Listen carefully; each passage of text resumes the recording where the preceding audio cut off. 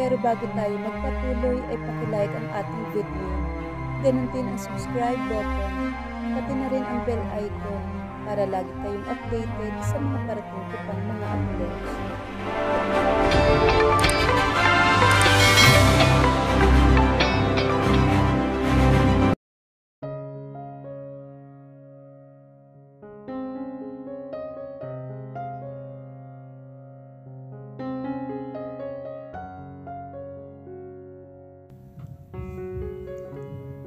Galit na galit si Jackson nang malaman niyang kinidnap ang kanyang asawa, kaya nagmamadali siyang umuwi sa Pilipinas.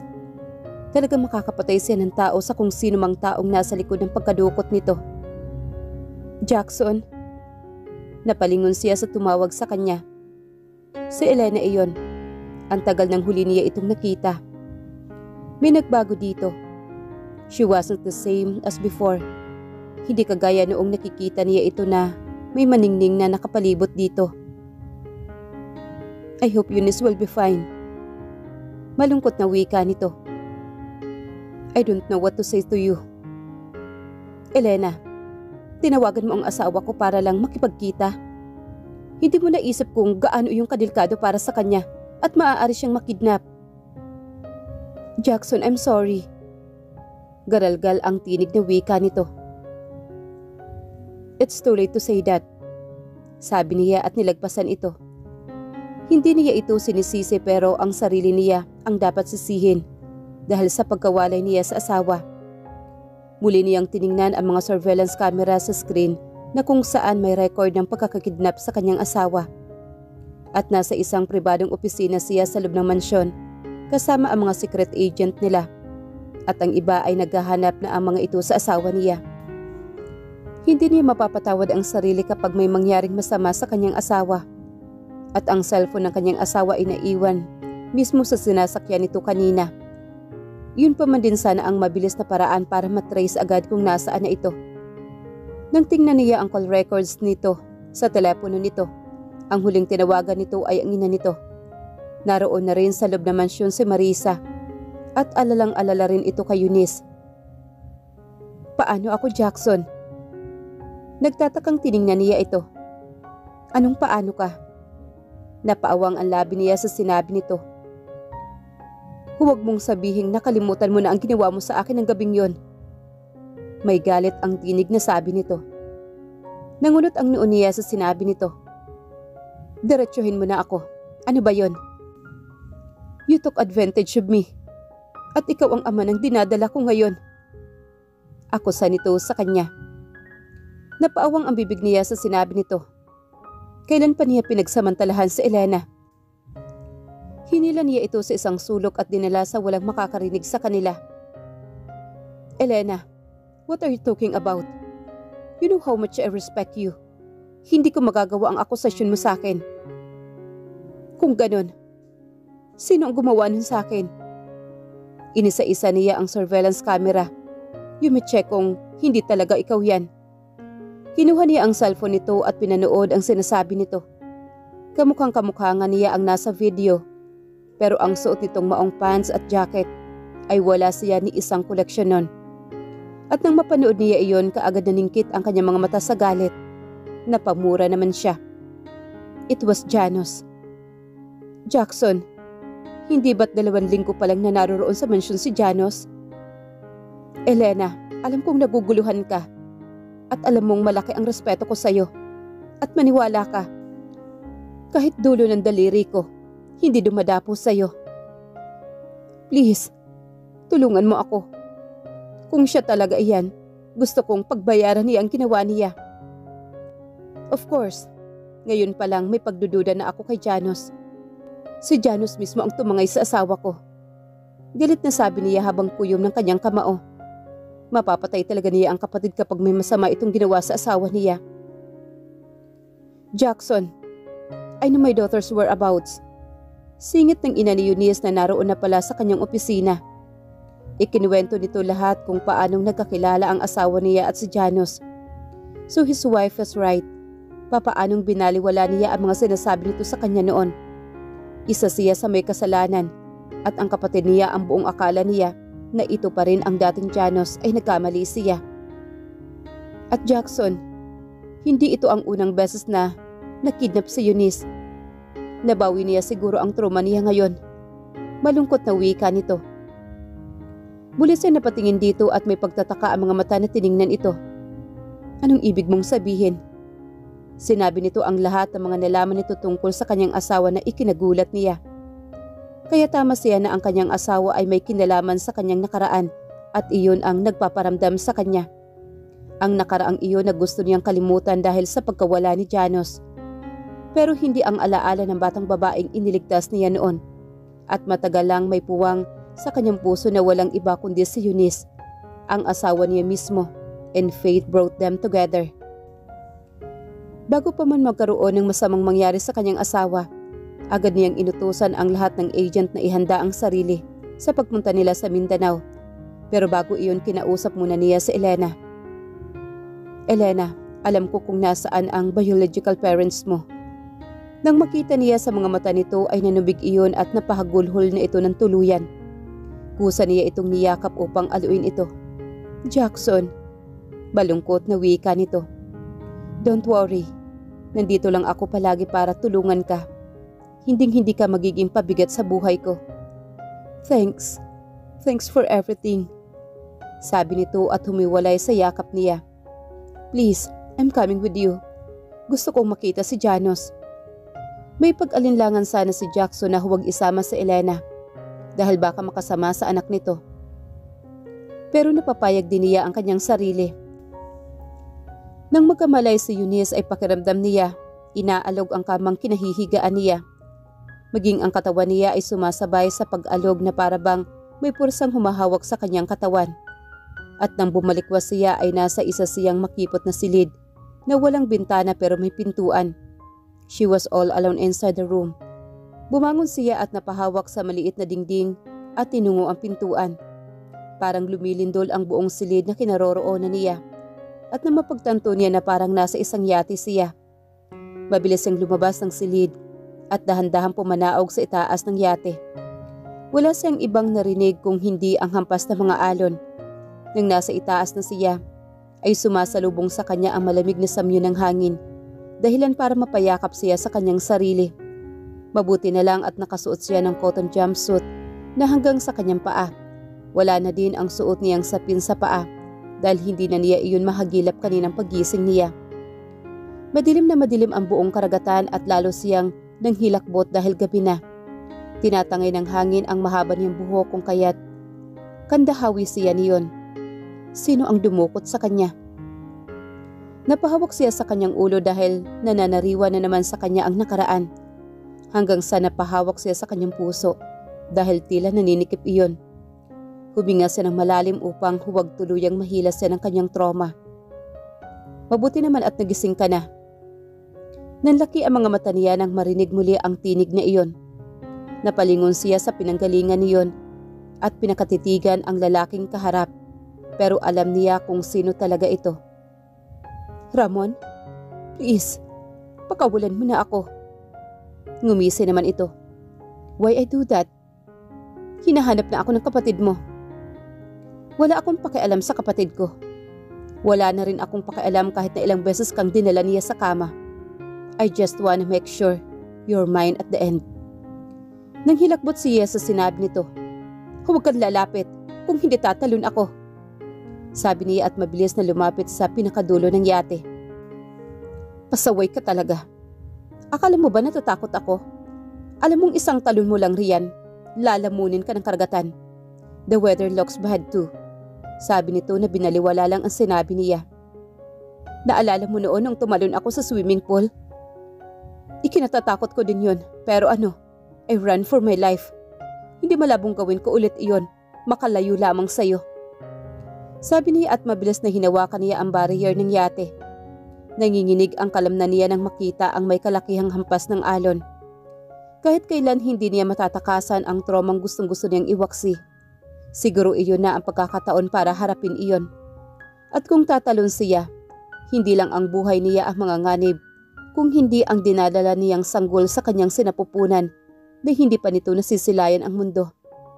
I'm sorry, baby. Tila nang hina siya at napapikit ng tuluyan.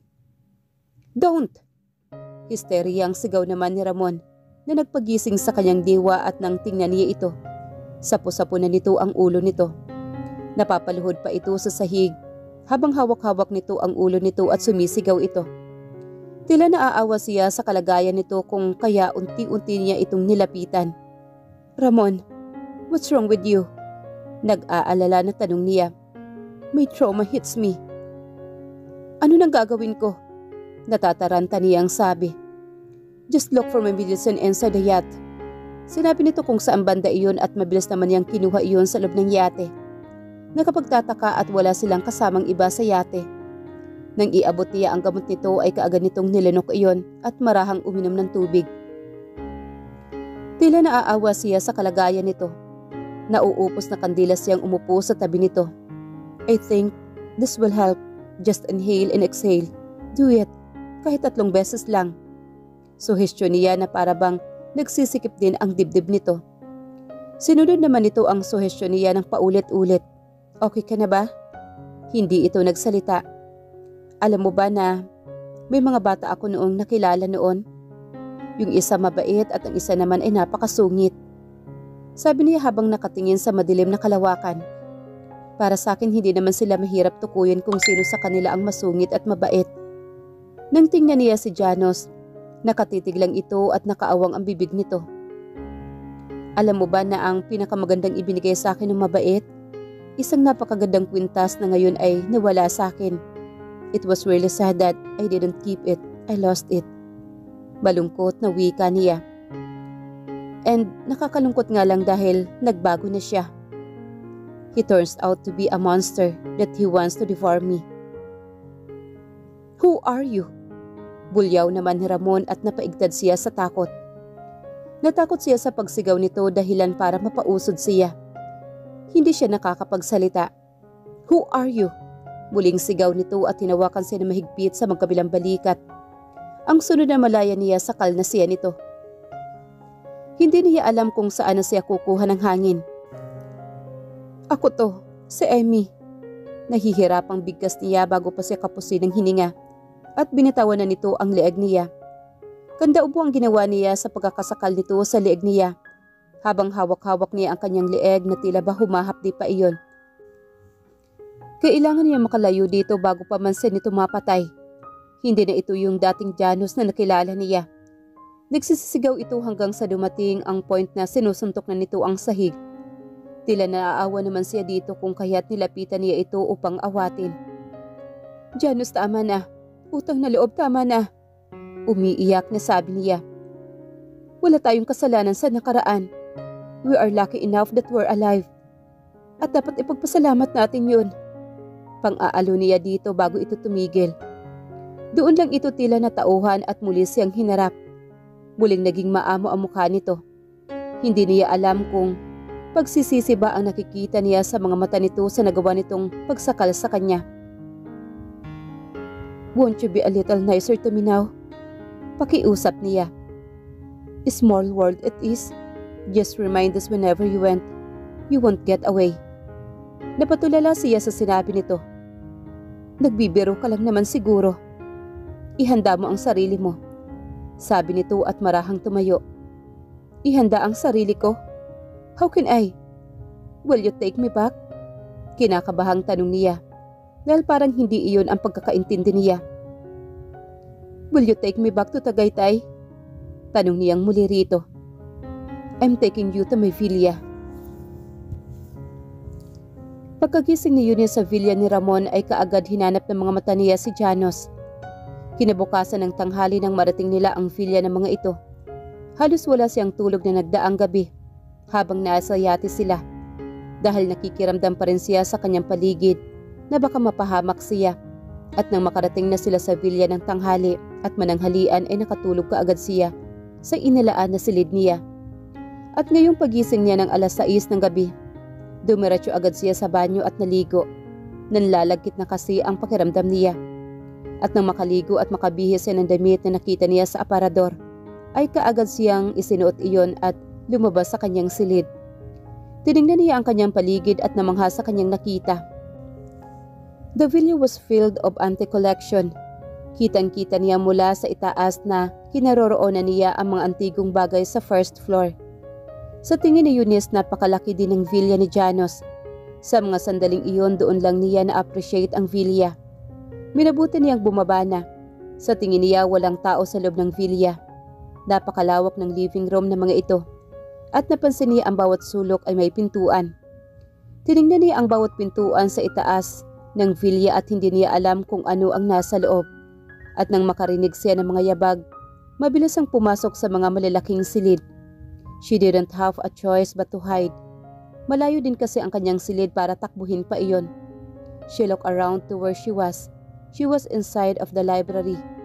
Mukhang doon din tutungo sa pinapasukan niya ang mga naririnig niyang yabag, kaya minabuti niyang magkupli sa sulok. Don't you ever dare marry that woman. Kakauwi mo lang sa planta. Ganyan agad ang malalaman ko. Bulyaw agad ng babaeng pumasok na kasama ni Janos. Kitang-kita niya sa mga ito sa madilim na sulok na kinaroroonan niya. Hindi ba't may usapan tayo? That you are going to free me once I get married? Oo, pumayag ako. Pero hindi ibig sabihin nun na tatalikuran mo na lang ako pagkatapos mo akong pakinabangan.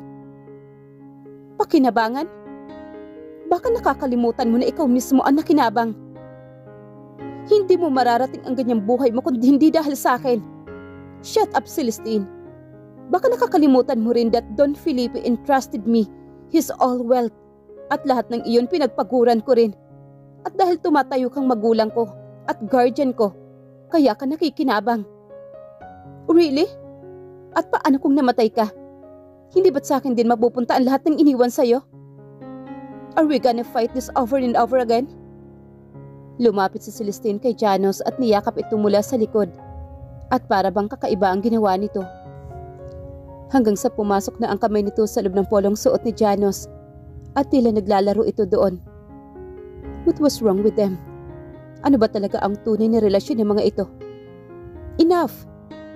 Sigaw ni Ramon at lumayo kay Celestine. Hindi ka ba nasasabik na gawin nating muli ang ginawa natin noon? Ay no, hindi mo iyon matatanggihan. May paglalambing na sabi nito na tila ba nang aakit ito. Stop it, Celestine. I had enough of you. May nangyari ba sa inyo ng babaeng yon? Kung kaya't agad-agad mo siyang pakakasalan? Magpapakasal? Tanong naman ng isipan ni Eunice. Sino ang magpapakasal? At kung siya ang tinutukoy ng mga ito ay imposible iyon. Dahil walang binabanggit sa kanya ni Janos na pakakasalan siya nito. Subukan mong pakasalan ang babaeng yan, mananagot ka talaga sa akin. Sapat na ang kabayarang iyon para isipin ko naman ang sarili ko, Celestine. Ako ang tumayo mong ina sa mga nagdaang taon. And you dare to leave me just like that? Baka nakakalimutan mo ang mga ginawa mo sa akin. You took advantage of me since I was 15. Natutop ni Eunice ang sariling bibig dahil sa revelasyong iyon. Ginusto mo din naman, hindi ba? Yung nangyari? Don't you dare deny it. Tama na! Sigaw ni Ramon at nakarinig lang siya ng ilang babasagin na tumama sa sahig. Saan ka pupunta? Hindi pa tayo tapos mag-usap. Paalisin mo ang babaeng yon. Sigaw ni Celestine at sinundan nito si Janos palabas ng library. Dinama naman ni Eunice ang mga luhang pumapatak sa kanyang pisngi na hindi niya namalayang tumutulo ang mga iyon. So Janos has been abused since he was 15. Hindi niya alam pero nakaramdam siya ng awa para kay Janos. Pagkatapos niyang mahimasmasan sa kanyang mga nalaman ay tumayo na siya at maingat na lumabas ng library. So, this is where you were hiding. Did you hear everything? Kamuntik na siyang mapasigaw nang marinig ang boses nito. Hindi ko sinasadyang makinig. Dahil dyan, panagutan mo ako. Sabi nito at hinawakan siya sa kamay. Janos, saan mo ba ako dadalhin? Tarantang wika niya. Ganda palag ang ginawa niya para lamang huwag siyang dalhin sa kung saan. Dinala siya nito sa isang silid na punong-puno ng kasuotan na parabang tradisyonal ang mga iyon. Anong ginagawa natin dito? You are now responsible for me. Anong ibig mong sabihin? We're going to get married now. Kamuntik na siyang atakihin sa sinabi nito. Janos, kasal na ako sa kapatid mo. Madali na lang gawin ang paraan yan para mapawalang bisa ang kasal nyo. Nang hilakbot siya sa sinabi nito. Hindi ka naman siguro nagbibiro, hindi ba? Tiningnan siya nito na parang aliw na aliw sa kanya. Eunice, matagal na kitang gustong mabawi mula kay Jackson. At hindi ko nababaliwalain pa ang pagkakataong ngayon. And the fact that you are Amy, I told you, it's better late than never. You're crazy. Don't underestimate me. When you get to know me well, mawawala ang pag-alilangan mo sa akin and I can take care of you. Umiling-iling naman siya. I've got to find a way to get back home. Sabi niya at tinalikuran ito. Pero bago pa man siya makalabas ng pintuan ay may 3 babae ang pumasok at pare-pareho ang suot ng mga ito.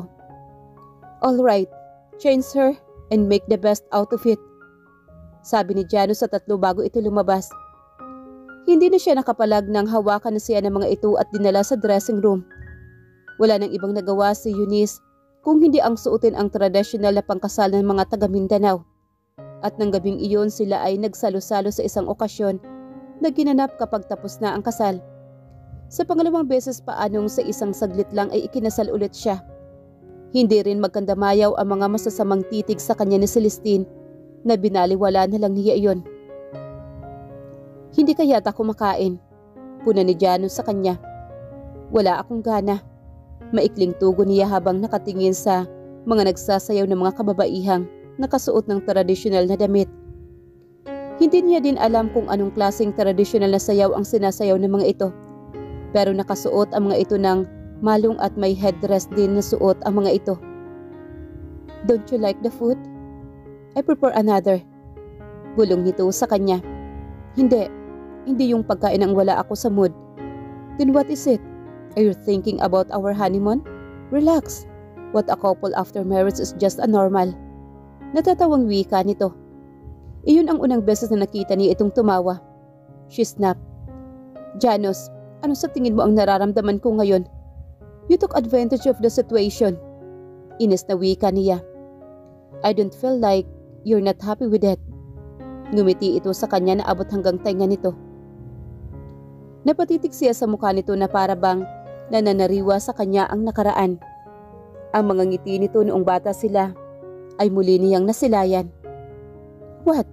Don't tell me na napansin mo na ang alindog ko at na-inlove ka sa akin. Bulong nito sa kanya. Ano bang sinasabi mo? Inis na wika niya rito at tiningnan na lang muli ang mga nagsasayaw ng mga babae. Look at all the women out there. Bakit ni isa sa kanila hindi mo pinakasalan? Nagtatakang tanong niya. It's confidential. Tugon naman ito. Napabuntong hininga na lang siya. Alam niyang may kinalaman si Celestine. Subukan mo ito. Alam kong magugustuhan mo ito. Nang malasahan niya ang isinubo nito na durian, ay tila hindi naging maganda ang templada niya. Dali-dali siyang tumayo at tinungo ang comfort room. Hindi naman iyon ang unang beses na nakakain siya ng durian dahil paborito din iya iyon kapag nagdadala sa Lexi ng prutas galing Davao sa mga kamag-anak nito. Doon na ulit siya nagsimulang sumuka sa laboratory. Naghihinang napaupo siya nang matapos habang sapo ang kanyang tiyan. Please baby, huwag ngayon. Hindi pa niya nasasabi kay Janus na buntis siya kay Jackson dahil baka madamay pa ang anak niya. At nang mahimasmasa na siya ay lumabas na siya ng comfort room. Nang sa kanyang paglabas ay naabutan niya si Celestine at nakahalukip-kip ang mga kamay nito sa labas ng comfort room. Are you pregnant? Prangkang tanong nito. Tiningnan niya lang ito at nilagpasan lamang ito. Bago pa siya nakahakbang ay hinaklit na siya nito sa mga braso. Sa tingin ni Eunice, hindi nalalayo sa kanya ang kanyang ina at ang ina ni Jackson sa katarayan nito. At mas tamang sabihin na hindi siya nasisindak sa katarayang ipinapakita sa kanya ni Celestine. Huwag mo akong tatalikuran na lang. Sagutin mo ang tanong ko. Dahil sa inis ni Eunice, inirapan niya ulit ito at ibinaksi ang kamay nito sa pagkakahawak sa kanyang braso. Ewan ba niya pero naiinis siya kay Celestine. Apat, hindi na siya nagulat nang marahas siya nitong hinatak muli paharap at akmang idadapo ang palad nito sa kanyang mukha pero hinuli niya iyon. Subukang mong idapo yung palad mo sa akin kung ayaw mong ibalik ko yan sa'yo. Galit na sabi niya. Tila natakot naman ito sa banta niya. Di hamak na mas matangkad siya kay Celestine. Ewan niya pero nag-aalboruto na siya sa galit. Tumatanda kang paurong, sabi niya rito. Nagingit-ngit ito sa galit na iniwan siya nito. Sinapuni niya ang kanyang ulo. Ano ang nangyayari sa akin? Tanong niya sa kanyang sarili. Sinimulan niya muling maglakad papunta sa kwartong inuokupan niya. Wala na siya sa mood para bumalik sa bulwagan ng villa. Mas gusto na lang niyang matulog dahil kanina pa siya inaantok. Nang marating niya ang silid na inuokupan niya ay kaagad siyang nakaramdam ng lungkot. Hindi niya alam pero parang mas grabe ngayon ang lungkot na nararamdaman niya. May isang tao siyang pinananabikan na makasamang muli na walang iba kundi si Jackson. Pero kagyat na palitan ng inis nang maalala niya ang sinabi ni Elena sa kanya. Binaliwala na lamang niya iyon at padapa siyang humiga sa ibabaw ng kama. Pakiramdam naman ni Eunice ay nag-iisa siya. Hindi naman napigilang tumulo ang mga luha sa kanyang pisngi. Mahigpit niyang hinawakan ang kobrekama habang tahimik siyang lumuluha. Saan na ba talaga siya lulugar? Wala na ba talaga siyang karapatang sumaya? Nagulat siya na marinig ang pagbukas ng pintuan. Hindi ba niya nailak iyon? Bumangon siya at tiningnan iyon. Janos, anong ginagawa mo rito? Hindi ito ang usapan natin. Kinakabahan na sabi niya nang unti-unti itong lumapit sa kanya. Hindi ito nagsalita at nagpatuloy lamang ito sa paglapit habang paatras naman siya ng paatras sa ibabaw ng kama hanggang sa nasagi ng likod niya ang headboard. Titig na titig ang mga mata nito sa kanya at blanko lamang ang mga iyon. What was he doing inside her room? Alam naman nito na pagkukunwari lang ang kasal nila. Nakatulala ang mga mata niya habang pinapanood ang paglapit nito hanggang sa tuluyan itong nakalapit sa kanya at walang pakundangan siyang hinalikan sa mga labi niya. Nananaginip lang ba siya? Doon na siya tila nagulat at inalayo ang katawan niya dito. Get off me! Bulyaw niya rito at ubod lakas na sinampal ang mukha nito.